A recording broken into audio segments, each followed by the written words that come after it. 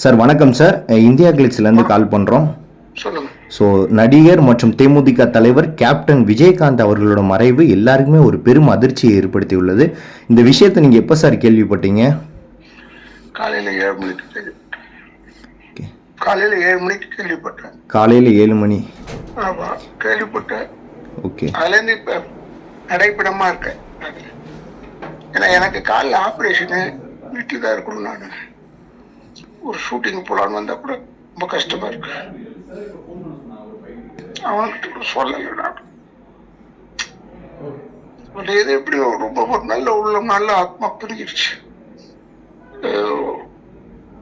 I don't know என்ன செய்ய போறோம், நாளைக்கு என்ன செய்ய போறோம், நாளைக்கு என்ன செய்ய போறோம் யோசிக்கவும் இல்லை. நான் கேட்ட அந்த இடத்துல ரொம்ப கூட்டமா இருக்காங்க. ஆமா சார். ஏன்னா எனக்கு இந்த ஆப்ரேஷன் பண்ணதுனால கூட்டத்துக்குள்ள இந்த மாதிரிலாம் என்னால் அடிச்சு பிடிச்சி வர முடியாது. புரியுதுங்க சார். ஏதாவது சாயந்தரம் ஒரு 7 மணிக்கு போகலான்னு பார்க்கலாம். ஓகே. இத்தனை நாட்கள் வந்துட்டு இத்தனை வருடங்கள்னு சொல்லலாம் சார், இருவருமே நண்பர்களாக இருந்திருக்கிறீங்க.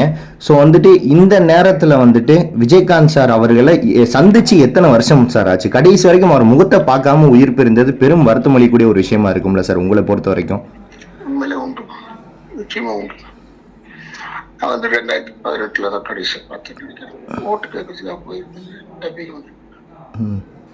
அப்ப அவர் நிலைமை பார்த்துட்டு அப்பவே அவர் கொஞ்சம் மெமரி லாஸ் இருந்தது. ஓகே. ரொம்ப லிமிட்டட் மெமரி லாஸ் இருந்தது. ஓகே. ஏன்னா என்ன கூட நல்லா பேசிட்டு கேட்கறப்ப யாருன்னு என்ன கேட்டேன். அப்பயே உடஞ்சிட்டு நான் சுக்குநூறு ஆயிடுச்சு.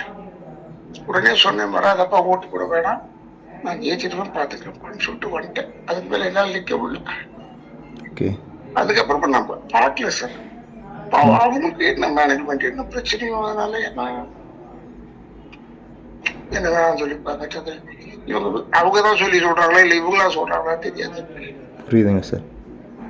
ஏன்னா ஒரு நல்ல இதயத்தை நம்ம எடுத்துட்டோம். சின்ன உலகம் மட்டும் இல்ல, அரசியல்ல கூட உண்மையான யூஸ்வல் அரசியல்வாதி மாதிரி பொய்யெல்லாம் சொல்ல மாட்டேன்.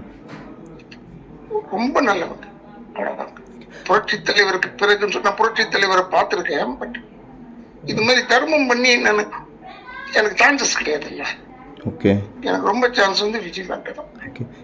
எல்லாருமே பதிவு பண்ணக்கூடிய ஒரு விஷயம் என்னன்னா, தர்மம் பண்ணவருக்கு இப்படி ஒரு நிலைமை வரும்போது இன்னொருத்த வந்து தர்மம் பண்ணன்னு எப்படி ஒரு மனசு வரும்?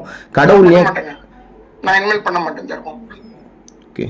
ஏன்னா தர்மத்தின் உச்சிங்க விஜயகாந்த். விஜயமாக்கு இப்படி ஆயிடுச்சுன்னா அப்படின்னா நம்ம முதல்ல சொல்றேன், கடவுள் மேல நம்பிக்கை இல்லாம போயிட்டே இருக்குது. ஏன்னா வந்து பரவாயில்ல, கடவுள் இல்லைன்னு சொல்லிட்டு அவருடைய போவேன். நான் சாப்பிடி பழைக்க போவேன். நிச்சயமாவே நான் கூப்பிட்டு போயிட்டேன். ஃபர்ஸ்ட் கூப்பிட்டு போனது நான் தான்.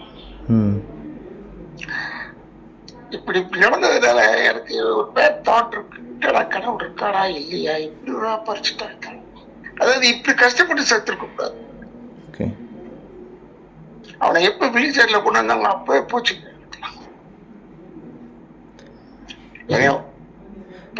இப்ப கடைசி வாரம் வந்து நடிகர் சங்கத்துல இருந்து டி சிவா சார் மற்றும் நிறைய பேர் போய் பார்த்துருந்தாங்க. அப்ப கூட ஒரு உடல்நிலை நல்ல முறையில இருக்குன்னு சொன்னாங்களே சார்? இல்ல சும்மா அதெல்லாம் ஜெயலலிதா பார்க்கும்போது போயிட்டு வந்துட்டு வெளியே வந்து கூட்டத்தை பார்த்துட்டு நல்லா இருக்காங்க, சாப்பிட்டாங்க, இட்லி சாப்பிட்டாங்க, உப்பா சாப்பிட்டாங்க.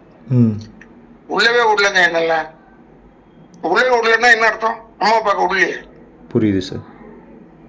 ஆமா, அதனால பேசுறோட காட்டு வச்சு ஏதாவது பேசிடுவேன். தொல்லை. புரியுது. நல்லா உள்ளத்தை எழுதிட்டு